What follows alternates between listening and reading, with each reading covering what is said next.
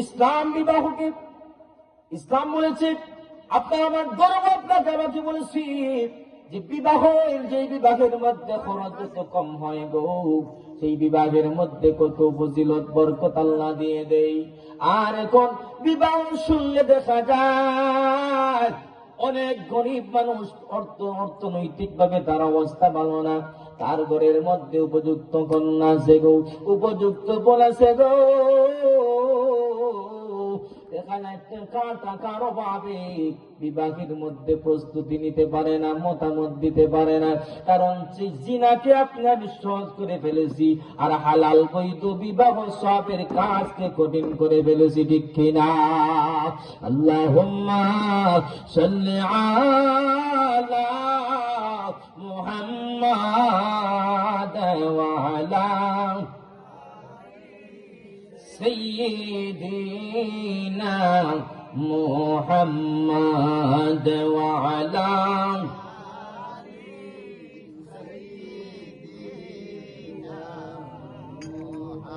বন্ধু নাই রে, বান্ধব নাই রে, সেই জায়গায়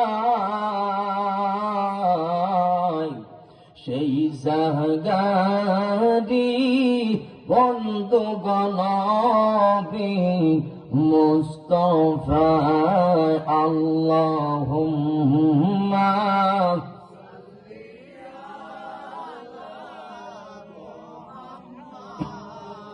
ওয়া আলা আলি সাইয়্যিদিনা মদিনার মাটি যদি আমরা হইতাম, নবীজিকে সিনায় ধরে রাখিতাম। আল্লাহুম্মা মহব্বতে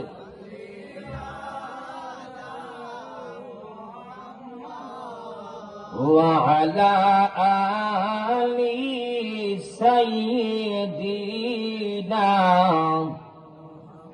আমার প্রাণের বাবাজি, আমার যুবক ভাইয়েরা গো, আমার পর্দার অন্তরালের মা বোনেরা, আল্লাহ নবী সাল্লাল্লাহু আলাইহি ওয়াসাল্লাম বলেন, উম্মত ইয়া আইয়ুহাস শাবাব, হ্যাঁ আমার যুবকেরা রে, তোমরা জলদি জলদি বিবাহ কাজ সম্পন্ন করে দাও। আর তোমাদের সামর্থ্য না থেকে তোমরা রোজা রাখো, সিয়াম সাধনা করো, তবে তোমরা গুনাহ করতে পারবে না, গুনাহের দ্বারে কাছে জিনার মধ্যে যেতে পারবে না। হুকুম হলো আল্লাহর, সুবহানাল্লাহ। সেই বিবাহ হালাল কাজ, বিবাহ করতে লক্ষ টাকার প্রয়োজন হয়ে যায়, ঠিক কিনা? একটি বিবাহের মধ্যে খনের পক্ষ থেকে কমসে কম 4-5 লক্ষ টাকা না হলে একটি বিবাহ হয় না, আর বরের পক্ষ থেকে 1-2-3 লক্ষ টাকা বিবাহ হয় না।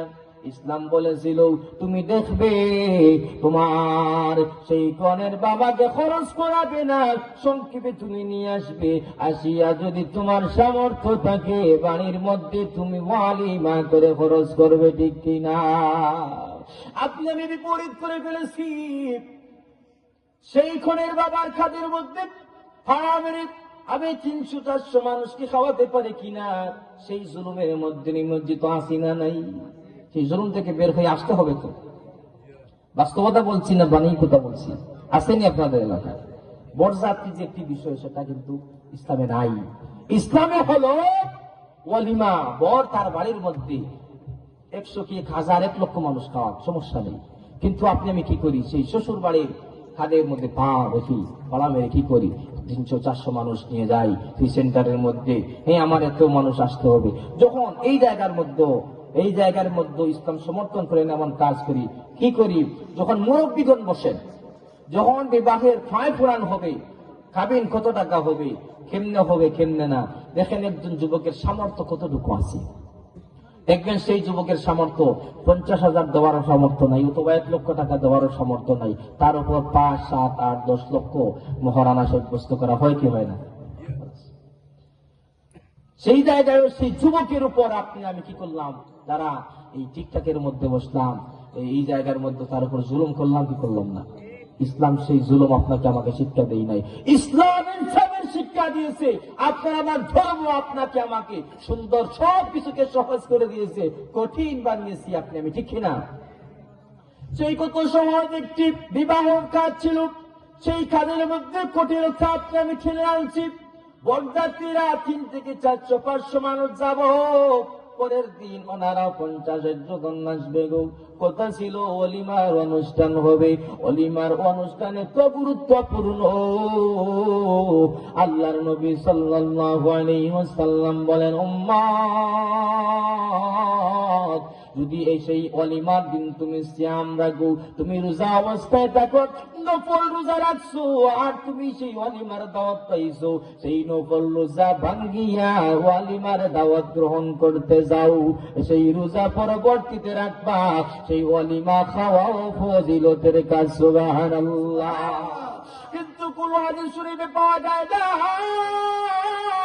কোন জায়গার মধ্যে পাওয়া যায় না যে আপনি রোজা রাখছেন, রোজা ভাঙ্গিয়া বিবাহের দিন কোনের বাড়ি খাওয়ার কোনো মাসালা নাই। কিন্তু আপনি আমি পজিটিভকে বাঠিউল জিনিসকে উল্টা করে ফেলেছি। আপনি আমি খাওয়াতে পারবো না, কোনের বাবা 3 থেকে 500 মানুষকে খাওয়াতে হবে, আছে না নাই? সেই যে প্রথমে জুলুম শুরু করলেন, বিবাহ এখনো হয় নাই, আগ থেকে আপনি জুলুম করে আসছেন। ও আমার মুরব্বী মারা বাবারা, আপনাদের যাদের সন্তান সন্ততি আছে গো, তাদের বিবাহের বেলায় আপনার বিয়ের বাড়ির দিকে আপনি জুলুম করবেন না। এরপরে দেখবেন আরেকটি জুলুম, মাল সামান আছে বসে, আছে না নাই? ইসলামে আছে এগুলা নাই। আপনার আমার হিসাব এরকম ছিল, একজন যুবক তার ঘরে তার খাট পালন সব থাকবে, তা শুধু সেই কোণে পছন্দ হলে কোণেকে নিয়ে আসবে। এই জায়গায় আল্লাহ রাসূল সাল্লাল্লাহু আলাইহি সাল্লাম বলেন, যুবকেরা, তোমরা 4টি গুণ দেখে তোমরা নারীদেরকে বিবাহ করবে। কয়টি গুণ দেখে? 4টি গুণ। সুন্দরতাও দেখবে, বংশ দেখবে, ধার্মিকতা দেখবে, তারপর ধনীও দেখবে, সমস্যা নেই। তবে এই 3টি থেকে সবচেয়ে বেশি গুরুত্ব দিবে ধার্মিকতাকে। সুবহানাল্লাহ। যদি আপনি কোটিপতির মেয়েও নিয়ে আসেন, সে যদি ধার্মিক না হয় আপনাকে জাহান্নামে নিয়ে যাবে, ঠিক কিনা? সেজন্য যুবক, শুধু পছন্দ হলেই হবে না, ধার্মিকতা দেখতে হবে গো। সেই কোণে নামাজ কালাম পড়ে কিনা। আপনি আমি এমন একটি যুগের মধ্যে আসছি গো, যেই যুগের মধ্যে শুধু টাকা দেখি, বংশমর্যাদা দেখি, সুন্দরতা দেখি। সেই কোণে কালাম পারে কিনা, কোরআন পড়তে পারে কিনা, ধার্মিকতা আছে না নাই, সেই তার ভিতরে পর্দা আছে না নাই, না বেপর্দার মতো চলাফেরা করে, সেগুলা দেখি না। আর কয়েকদিন পর স্বামী ইচ্ছা করলেও পর্দায় রাখতে পারে না, কারণ সে পর্দায় অভ্যস্ত ছিল না। আপনাকে পর্দাশীল বানাইতেও অনেক কষ্ট হয়ে যায়। আদ-দায়ুসুলা ইয়াদখুলুনাল জান্নাত। পুরুষদেরকে দায়ুস বলা হয়েছে। দায়ুস জান্নাতে যেতে পারবে না। কেন পারবে না? কেন? দায়ুস হলো তার বিবিকে সে পর্দায় রাখে না, তার বোনকে সে পর্দায় রাখে না, বাবা তার মেয়েকে পর্দায় রাখে না গো। ঘরের বড় ছেলে বাবার অনুপস্থিতি তার মাকে পর্দায় রাখে না। ইচ্ছার কোন নারীর কারণে, পর্দায় না রাখার কারণে আপনাকে আমাকে দায়ুস হয়ে জাহান্নামে যেতে হবে, ঠিক কিনা? আমাকে পর্দা বিষয়টি এড করে দেওয়া হয়েছে। আমার সেই বিবাহ এবং পর্দা দুটি একসঙ্গে আলোচনা চলছে। সেই বিবাহের মধ্যে বেপরদামি আছে না নাই? আছে। কয়েকজন আছেন যে বউকে হাত রেখে বলতে পারেন যে আপনি আপনার শ্বশুরের ঘর থেকে শুধু আপনার বিবিকে, আপনার ওয়াইফকে বিবাহ করে পর্দা দিয়ে বাড়ির মধ্যে আনছেন, কাউকে দেখান নাই, কেউ বলতে পারবেন না। এমন একটি যুগের মধ্যে অন্তত পক্ষে আর কেউ না সাতাইলেও ভনিস জামাই সাতায়, এই শালার বউ দেখলাম না, হ্যাঁ, সে দুলাভাই ছাড়া বিবাহ হবে না। আর সে বেটা এদিন বাপ সাপ বেশি হয়, সেই দুলাভাই দেখবেন এই দিন কি ব্যবসা, সেই বিবাহের মধ্যে খালি মুড়ামুড়ি, হ্যাঁ, এই বললো না, সেই বললো না, সেই বাজার করে ফেললো, গরু কিনে ফেললো, তার বউ দেখাইলো না, দেখাইতে নিল না, এই বলেন না নাউজুবিল্লাহ। দুলাভাইয়েরা, তোমাদের সালাদের বিবাহের মধ্যে, সম্বন্ধে বিবাহের মধ্যে এত কিছু ধরিও না, বিবাহকে সহজ করে দাও, দেখবেন জিনা উঠে গেছে, ঠিক কিনা? এখন দেখবেন জিনা সহজ হয়ে গেছে, জিনা করতে কোনো বাধা কেউ দেয় না, কিন্তু বিবাহ করতে পরিবারের মানুষ বাধা দেয়, বলে যুবক সন্তান তুই এখনো BA পাস করস নাই, তুই এখনো ব্যবসা প্রতিষ্ঠানের মালিক হও নাই, তুমি এখনো নিজের পায়ে দাঁড়াতে পারো নাই, এখনো বিদেশ যাইতে পারো না, তোমার টাকা নাই, তোমার পয়সা নাই, তুমি এখনো নিজের পায়ে দাঁড়াইতে পারো নাই, কেন তোমার বিবাহ? না না না, ইসলাম বলল, আমার আল্লাহ বলেন, আমার নবী বলেন, তোমরা বিবাহ করো, তোমাদেরকে প্রতিষ্ঠিত করে দেব আমি আল্লাহ। তুমি বেরোজগার, তোমার রুজির কোনো ব্যবস্থা নাই, বিবাহ করার কারণে আমি আল্লাহ তোমার রুজির ব্যবস্থা করে দেব। সুবহানাল্লাহ। সেজন্য বিবাহ করতে গিয়া কত জুলুমের শিকার হয়, আপনাকে আমাকে 400-500 বরযাত্রী বাবা খাওয়ায়, কিন্তু তার চোখের পানি না পেবে জমিনের মধ্যে পড়ে গো। কত কনের বাবা কত জায়গা থেকে ঋণ করে টাকা আনে গো, ঘরের বিশাল অনেক জায়গা জমিন বিক্রি করে, অনেক জায়গা থেকে খরচ খরচ করে টাকা আনে। অনেক বাবারা, অনেক কনের বাবারা বেফাকের মধ্যে পড়িয়া অনেক পরিস্থিতির শিকার হয়ে গো। আর আপনি সেন্টারের মধ্যে গিয়া, সেই বজ্রাতির দিনে গিয়া, সেই বিবাহ বাড়ির মধ্যে আপনি কি বাবসাম নিলেন, আমি বরযাত্রী, আমাকে আগে খানা দিতে হবে, আমাকে বেশি বেশি দিতে হবে, কিন্তু আপনি জানেননি এই বাড়ির মধ্যে আপনি জুলুম চালিয়ে দিয়েছেন, ঠিক কিনা?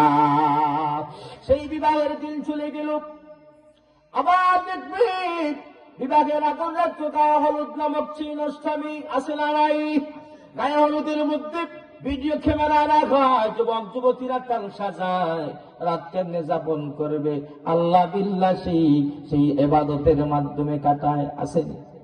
দেখাতে পারবেন আল্লাহ বিল্লাহর মাধ্যমে, এবাদতের মাধ্যমে রাত কাটান। হঠাৎ কোন জায়গায় গজল সন্ধ্যা দেখা যায়। বেশিরভাগ বিবাহের একটা অংশ আপনি আমি গায়ে হলুদ করে গেছি। গায়ে হলুদ চালা অনেক 50% দিয়া, বিবাহ গায়ে হলুদ চালা হয় না, ঠিক না? সেই গায়ে হলুদে কি করলেন জানেন? আমার মুরব্বী বাবারা, আপনারা দুঃখিত হবেন না, আমার উপর অসন্তুষ্ট হবেন না, আমাকে বিষয় দিয়েছেন না বললেই নয়। সেই গায়ে হলুদে সেই যুবক যুবতীরা কত পর্দামি করলো, অথচ একে অপরের দিকে তাকানো যাইছিল না। সাহাবী সে বললেন, ইয়া রাসূলুল্লাহ, হঠাৎ করে কোন মহিলার দিকে আমার চেহারা পড়ে গেল, বেগানা মহিলার দিকে। আল্লাহ রাসূল বললেন, সঙ্গে সঙ্গে তুমি তোমার চোখ নিচের দিকে দিবে, তোমার চেহারা ফিরে নিবে, চক্ষু ফিরে নিবে। আল্লাহ রাসূল সাল্লাল্লাহু আলাইহি সাল্লাম বললেন, তোমার কোনো গুনাহ হবে না। কিন্তু দ্বিতীয়বার তুমি তাকাও, তখন প্রথম চাওয়াটা ছিল তোমার, আর দ্বিতীয় চাওয়াটা ছিল ইবলিস শয়তানের, ঠিক কিনা? সেজন্য কত ভয়াবহ পর্দার ব্যাপার। কোন যুবক যুবতী একাকী বসে গল্প করতে পারবে না, একাকী বসে গল্প করতে পারবে না, দেখাদেখি করতে পারবে না, কিন্তু সেই বিবাহ পবিত্র কাজের মধ্যে আগের দিন আপনি সারাটি রাত্র দিয়ে দিলেন গায়ে হলুদের অনুষ্ঠান। সেই অনুষ্ঠানের মধ্যে কত নষ্টামি হয় গো, কত জিনাহের কাজ হয়, চোখের জিনা হয়, কথার জিনা হয়। এই সমস্ত কাজের কারণে আপনার সন্তানকে আপনি বিবাহ